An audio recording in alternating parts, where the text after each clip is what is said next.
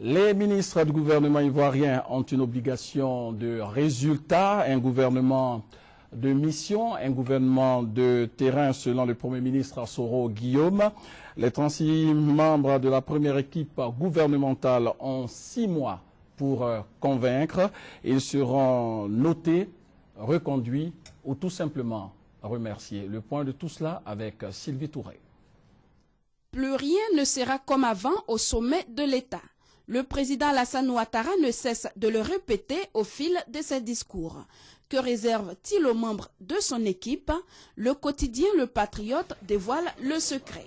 Le journal proche du pouvoir barre sa une avec les critères d'évaluation des membres du gouvernement. L'article à la page 3 apporte les précisions. Chaque trimestre est noté sur 10, ce qui fait un total de 20 pour le semestre. Cette évaluation portera sur la feuille de route ou le plan de travail que le ministre aura préalablement fait parvenir. L'article précise le sort réservé à chacun des mauvais élèves de Ouattara. Il devra lui-même rédiger sa propre lettre de démission qu'il présentera au Premier ministre qui, à son tour, l'acheminera au président de la République. Du jamais vu en Côte d'Ivoire et sous bien des cieux, le président de la République est tenu par une obligation de résultat. Lui qui avait promis de développer la Côte d'Ivoire est désormais obligé de la reconstruire. Il n'entend donc pas s'accommoder des canards boiteux ou encore des grilleurs d'arachides qui confondent les caisses de l'État avec les poches de leurs pantalons. Pour celui qui s'en ferait coupable, le journal avertit. Ce dernier serait immédiatement mis aux arrêts.